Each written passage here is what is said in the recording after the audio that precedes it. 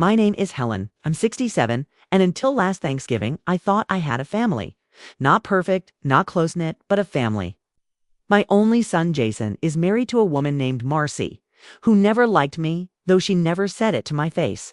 She always smiled too much and used words like boundaries and independence whenever I tried to get closer. Still, I kept my distance. I helped when they needed it. I watched their kids. I paid for part of their down payment. Didn't expect anything in return except a place at the table once in a while. 2 weeks before Thanksgiving, Jason called me. It wasn't unusual. He always called on Sunday mornings. But this time, the conversation felt rehearsed. "Mom, we were thinking of doing something different this year," he said. "Just a quiet dinner at home, nothing big. Keep it simple. Hold on a moment before we move forward. Let us know where in the world you're watching from. And if you're loving these stories, don't forget to hit subscribe. Tomorrow's episode is going to be absolutely mind-blowing." Remember sitting at the kitchen table, watching the steam from my coffee drift into the air? "Oh," I said, "so I shouldn't bring the stuffing." He laughed. "Well, we're not really hosting anyone, just the kids and us. Marcy thought it would be good to have a low-key holiday." I nodded, even though he couldn't see me. "I understand," I said quietly. We said our goodbyes. I finished my coffee. Then I sat there for almost an hour in silence. I didn't cry. I didn't get angry. I just sat. It wasn't the first time they left me out of something, but Thanksgiving was different. I raised Jason on my own. I used to make turkey in a tiny apartment kitchen when all I could afford was ground beef and canned yams. Thanksgiving was our thing. The next few days were quiet. I tried to distract myself. Cleaned the house, walked around the block, bought a rotisserie chicken and boxed mashed potatoes to make something simple for myself. Then on Thanksgiving Day, I did what I shouldn't have done.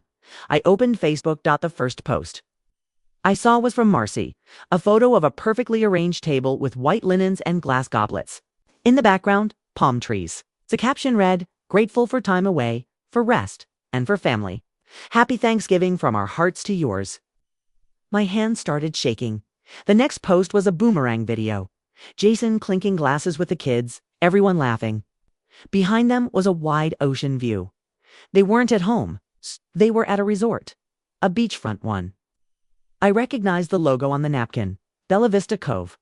I knew it because I'd stayed there once, with my late husband. It was expensive. Very expensive. I opened my banking app. I wasn't paranoid, I was informed. Years ago, when Jason was getting his business started, he asked to be added to one of my old accounts for emergency liquidity. I'd almost forgotten that account existed. Until now, when I checked the transactions, my stomach dropped. 5 nights at Bella Vista Cove. Room service, spot charges. $600 seafood dinner at the Oceanside restaurant. The account balance was nearly drained. There were no emergencies. Just vacation. I didn't call. I didn't message. I didn't comment. I took screenshots. I saved everything. And I waited 2 days later, they came back. I didn't hear from them until Monday, when Jason called again like he always did on Sundays, just a day late this time. "Hey, Mom." His voice was casual, upbeat, just checking in. "How was your weekend?" "Quiet," I said. "Yeah, us too," he said, and paused.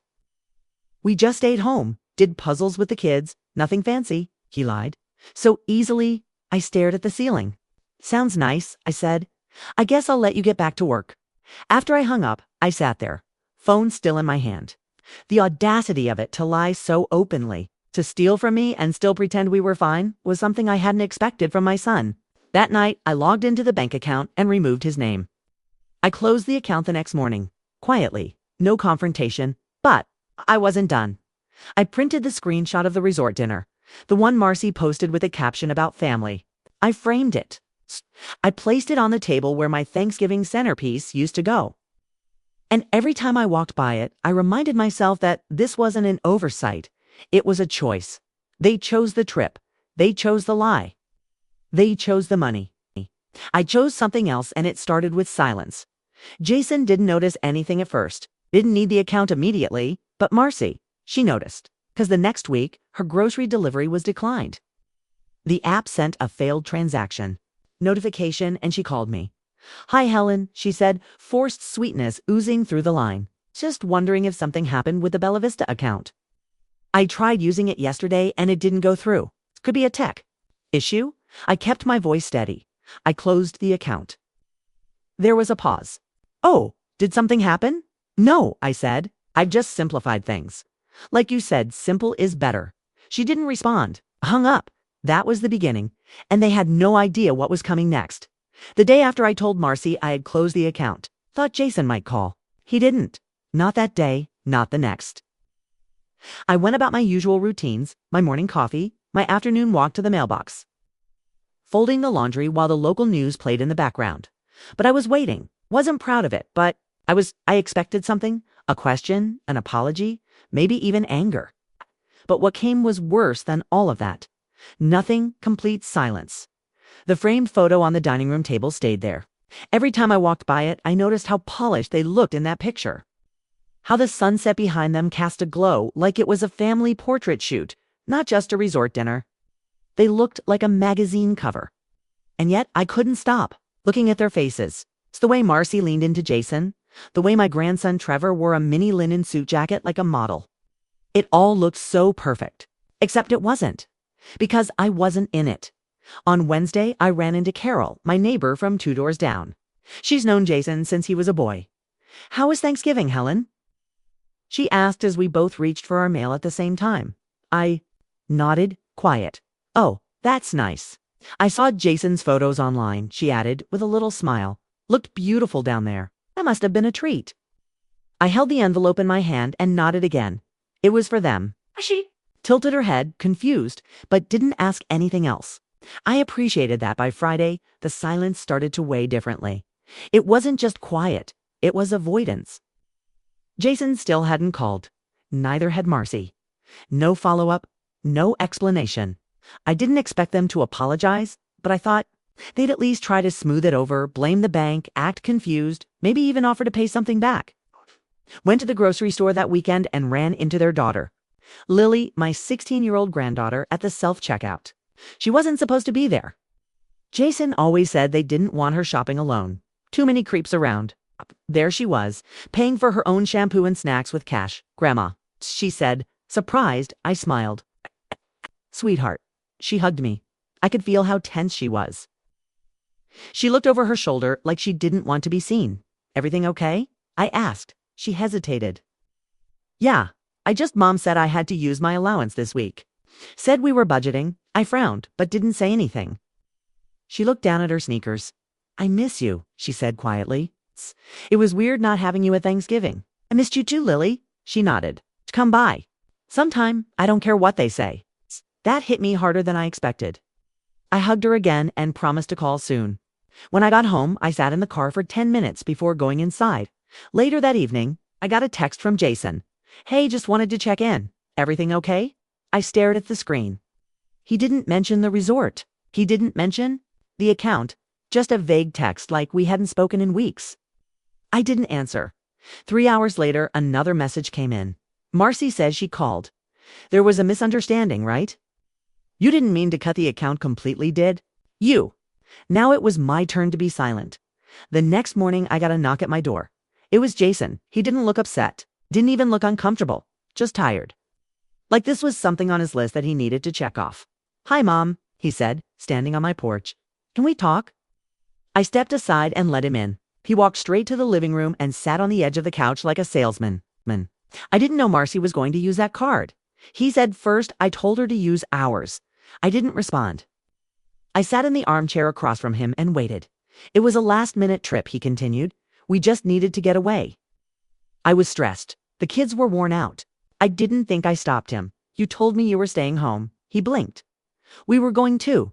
And then you changed your mind, flew the whole family to Florida, and charged the entire thing to a shared account.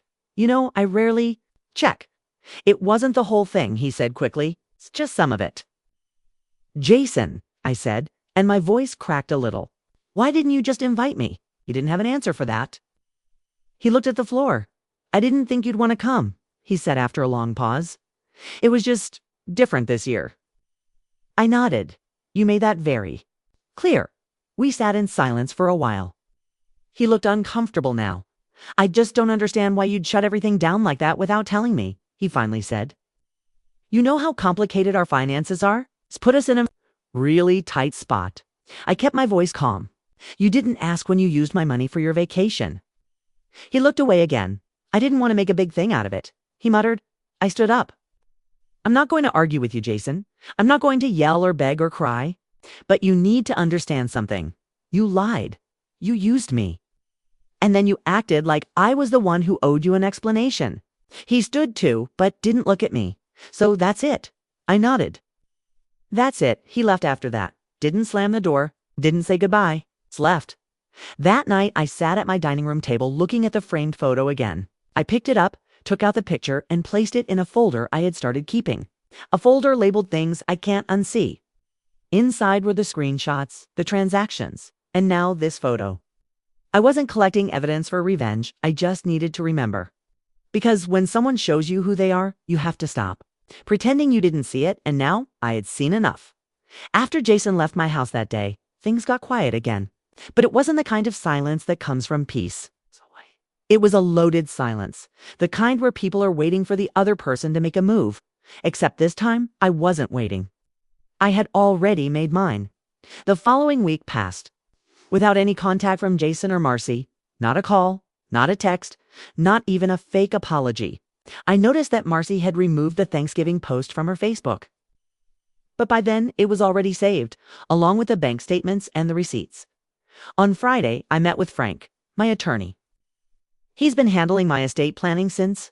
My husband died, and he's one of the few people I trust with anything involving money. I told him I wanted to make some changes. Are you sure you want to go this far? He asked as he adjusted his glasses. This changes everything from the last will. I nodded. I'm sure. Jason had always assumed, maybe even counted on the idea that I would leave everything to him. The house, the savings, the life insurance.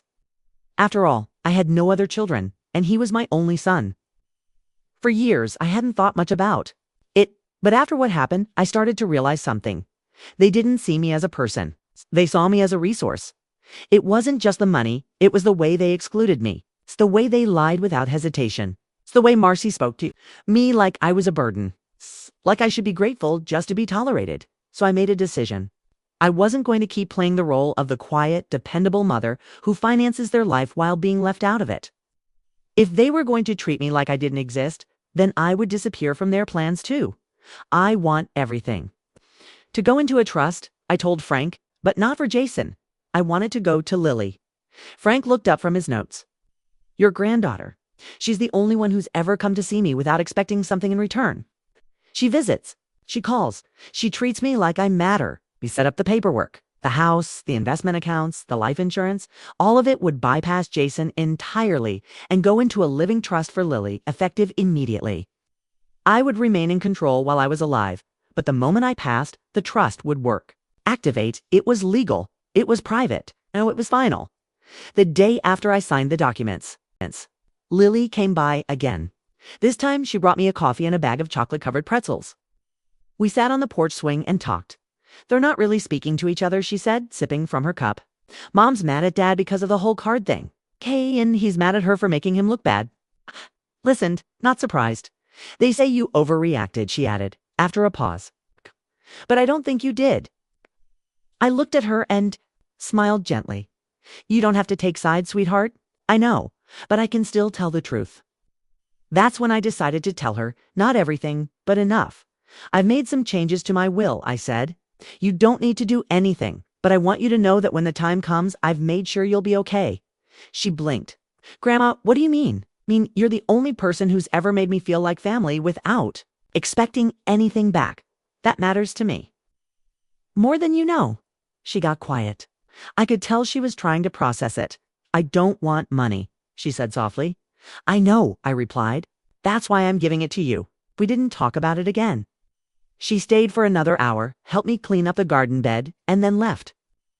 I watched her walk down the driveway, and for the first time in weeks, I didn't feel bitter. I felt clear. That weekend, Jason showed up again.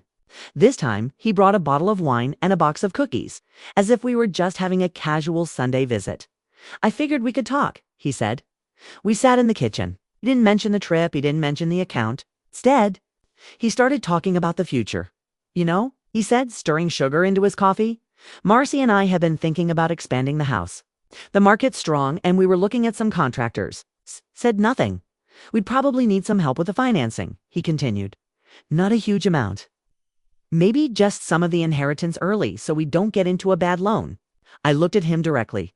Is that what this is about? He blinked. What? You came here to ask for money. He frowned. No, I mean, we were just talking about future planning. I thought you might be open to helping. You've always said you wanted to support the kids. Jason, I said slowly, you took my money. You lied about it. And now you want more. He leaned back in his chair, frustrated. It's not like we don't appreciate what you've done. But you can't take things so personally. It was a vacation. Stood up. I think we're done. He looked at me like I'd slapped him. Mom, no, I said firmly. Not going to do this anymore. You made a choice and I made one too. From now on, you're not entitled to anything of mine. He stood too, angrier now. So what? You're cutting me out? I'm not cutting anyone out. Okay, I'm just not giving anything else to people who treat me like a checkbook. He walked to the door, paused, then turned back. You're making a mistake? No, Jason, I said. I already made one for years, and now I'm correcting it. He left without saying goodbye. I watched him drive away, and I didn't cry. I didn't shake, just locked the door and went back to my living room. The framed photo was still gone. I'd replaced it with a picture of Lily from last summer, the two of us sitting on a bench eating ice cream. And this time, I was in. The photo 2.2 weeks after Jason left my house asking for money, I didn't hear from him again. No calls, no texts. Marcy didn't reach out either. The silence had weight to it now, but it wasn't mine to carry. I had done what I needed to do. I had drawn a line. Still, something in me felt unfinished. I wasn't angry anymore. Not in the way I was when I saw the photos from the resort or when Jason stood in my kitchen asking for early inheritance. But there was still a part of me that needed to see this through, so I invited them to dinner. It wasn't out of kindness. It was clarity. I had spent the last few weeks cleaning house financially, emotionally, even physically. I rearranged the furniture in the guest room, donated boxes of old things that didn't serve any purpose anymore, letting go of what no longer needed to take up space. And this dinner was the final step. I sent the invitation through text. Dinner this Friday at 7, just you and Marcy. No kids. I'd like to speak with you both. Jason replied within minutes. We'll be there. Friday came. I cooked a simple meal, roasted chicken, green beans, mashed potatoes. It wasn't meant to impress them. It was just what I knew they liked. I set the table for 3. Nothing fancy. It's no candles, no centerpieces. It's just clean plates and clear intentions. They arrived on time. Marcy wore one of her designer jackets, cream-colored, perfectly pressed. Jason looked like he had prepared himself for a performance, the kind he used to give at school plays when he was a boy. Polite smile, hands clasped, shoulders slightly stiff. Smells amazing in here, Jason said as he stepped inside. Marcy nodded. Thank you for inviting us. I didn't respond. I led them to the table. We ate mostly in silence. Jason made small talk about work, which I didn't follow. Marcy mentioned a home renovation show she'd been watching. I let them speak. I nodded. I didn't offer anything back. Once the plates were cleared, I set down a single envelope in the center of the table. This is what I wanted to talk about. I said. Jason reached for it quickly, but I held up my hand. I'd like you to read it here, together. He looked at me, then opened the envelope. Inside was a printed copy of the trust paperwork summary, not the full legal documents, but enough for them to understand what had been done. Their names were not listed anywhere. It's only Lily's. I watched as Jason's eyes moved down the page. His shoulders slowly stiffened. Marcy leaned over to read it too. What is this? She asked, her voice tight. It's the new arrangement. I said, everything I own is now in a living trust. Upon my death, it will all go to Lily, not you. Jason didn't look up. It has to be a joke. It's not. He set the paper down. So you're cutting us out. I'm finalizing what I started the day you told me to stay home for Thanksgiving, I said. You excluded me from the table, from your life, from your version of what a family looks like. All I've done is agree with you. Tone sharpened. We never said we didn't want you in our lives. You didn't have to, I said. You showed me. Jason leaned forward. Mom, you're acting like we're the enemy. We're your family. We made a mistake. You made a choice. I interrupted. And now I've made mine, Marcy scoffed. So this is punishment. No, it's protection. Jason's voice cracked a little. You'd rather give everything to a 16-year-old than to your own son. Yes, I said, without hesitation. 'Cause she sees me. She visits, she asks about my day. She doesn't lie to me. She doesn't take from me and then ask for more. Marcy stood up. This is unbelievable. You're free to leave, I said. Jason stood too. He looked down at the papers again, then at me. You'll regret this. I nodded. Maybe, but I'll do it without someone pretending to love me while using my bank account. He didn't respond. They left without taking the papers. I sat back down at the table. The food had gone cold, but I wasn't hungry anymore. That night, I received a text from Lily. Dad and Mom just got home. They're freaking out. They said you ambushed them. I'm proud of you. I smiled at that. It was the first time I had heard those words in a long time. The next few days were quiet again. But this time, it was a clean quiet. On Monday, I received a voicemail from Marcy. Hi, Helen.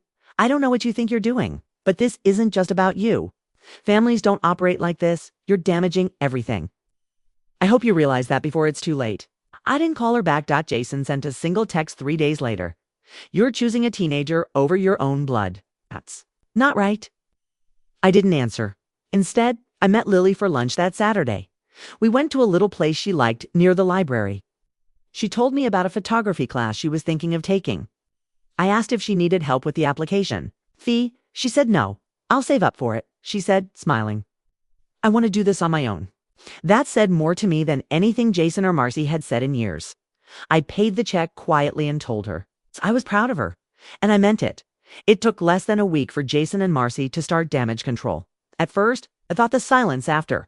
The dinner was real. It had the same empty feel as before, but quieter, heavier. But by Thursday, I noticed a shift. It began on social media. Marcy re-uploaded the Thanksgiving photos to Facebook. But this time, the caption was different. Grateful for family always. Some people might not understand, but love speaks louder than bitterness. It didn't take a genius to know who that was aimed at. I didn't respond. I didn't even click view comments. But something told me things were going to escalate. On Sunday morning, I got a call from my cousin Diane, someone I hadn't spoken to in over a year. She lives 2 states away and barely knows anything about my day-to-day life. Helen, I just saw Marcy's post. What happened? Are you all right? I paused. I'm fine, Diane. Why? Well, she said something about family betrayal and false accusations. It sounded serious. I didn't want to pry, but she mentioned a will, and I thought maybe something happened to you? I'm alive, I said. And the only betrayal that happened was me waking up to how I've been treated. Diane hesitated. She made it sound like you're cutting off your own son out of spite. That's when I realized Marcy was laying the groundwork, spinning the story, painting me as the irrational old woman who'd lost her mind over a vacation. That I was holding grudges and turning against my only son. That night, I logged into Facebook. Marcy's post had over 80 comments. Most were from her friends. A few were from extended family. They all had a familiar tone. Praying for your family. Stay strong. Some people don't appreciate the blessings they have. I scrolled without liking, without commenting, just observing. Then I noticed something else. The photo they had used, the one from the resort, with the sunset and champagne glasses, was gone. Deleted. Instead, Marcy had uploaded a new photo. A blurry cropped image of the kids playing on the beach. No adults, no resort branding, no clinking glasses. It's just the illusion of a normal Thanksgiving. I sat back and thought about that. For months, that photo had represented their version of a perfect life, polished, filtered, staged. Okay? And now it was gone. Replaced with something safer. Less controversial. They were rewriting the narrative. But what they didn't understand was that I wasn't playing anymore. Later that week, I was at the pharmacy picking up my blood pressure medication when I heard my name. Helen. I turned. It was Nancy, an old friend from church. We hadn't talked in months. I've been meaning to call you, she said.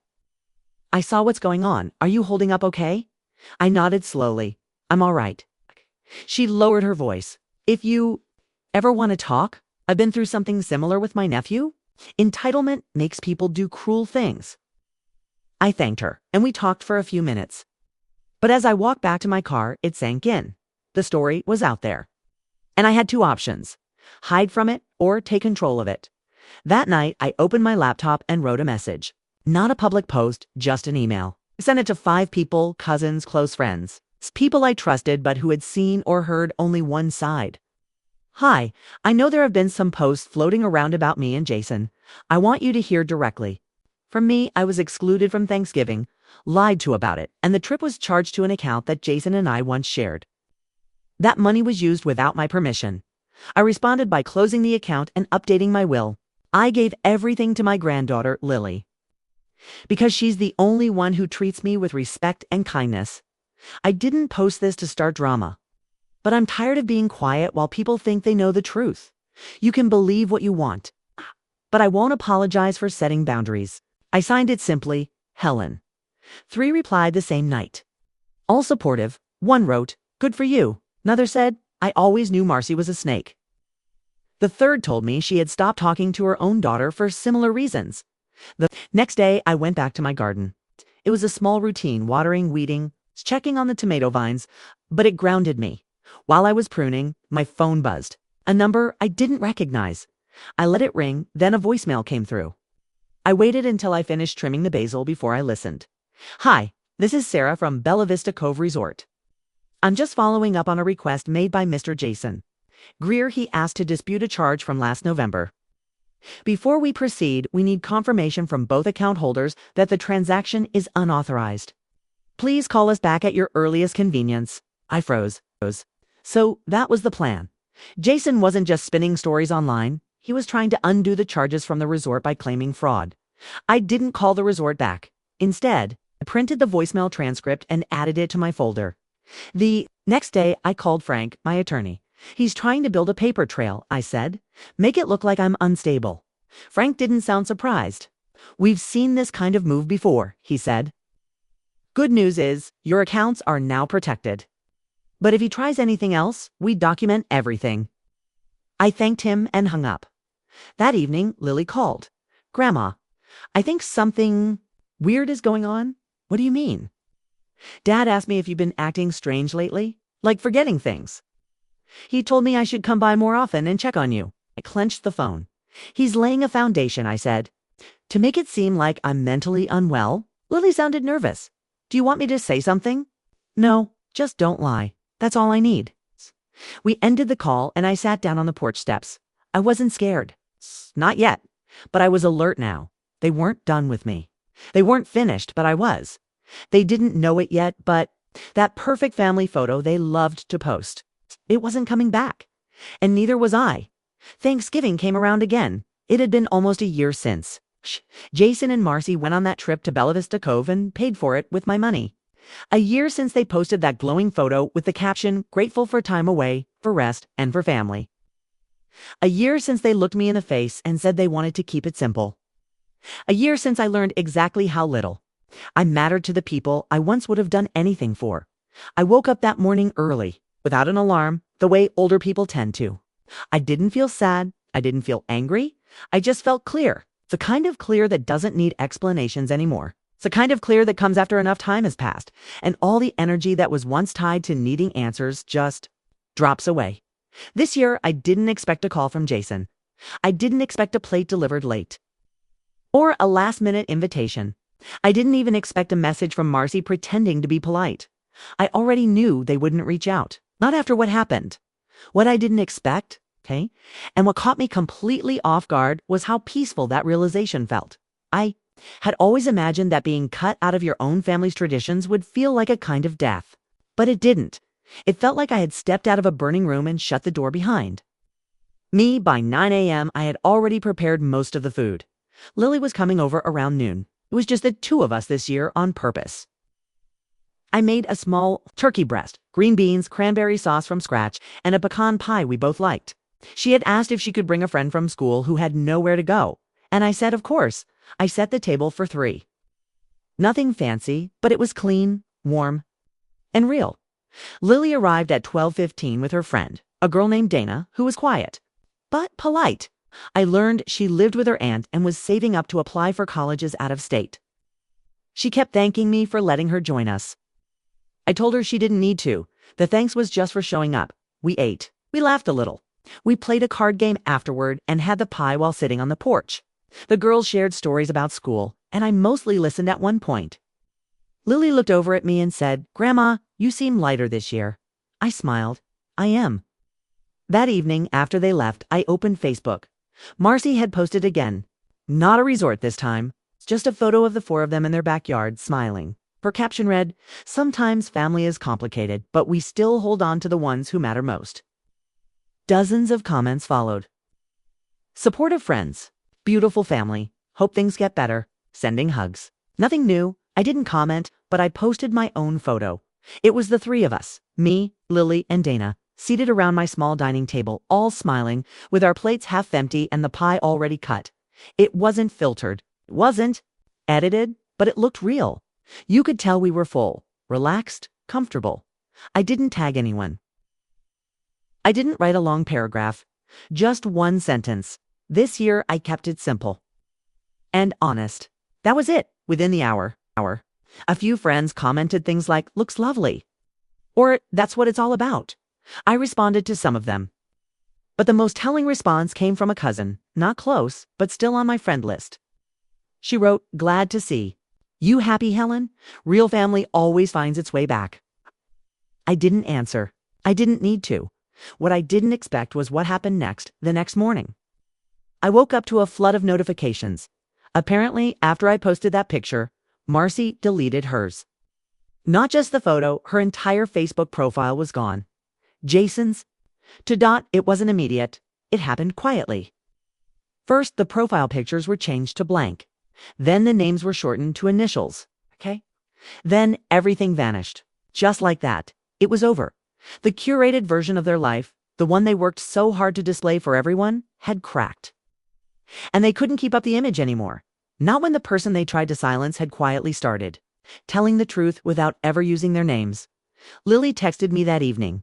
"Mom's mad. She said you made her look bad. I didn't even tag her." I replied. "I know," Lily wrote. That's what made it worse. That was the last thing they ever posted as a happy family. It didn't need to end with me yelling.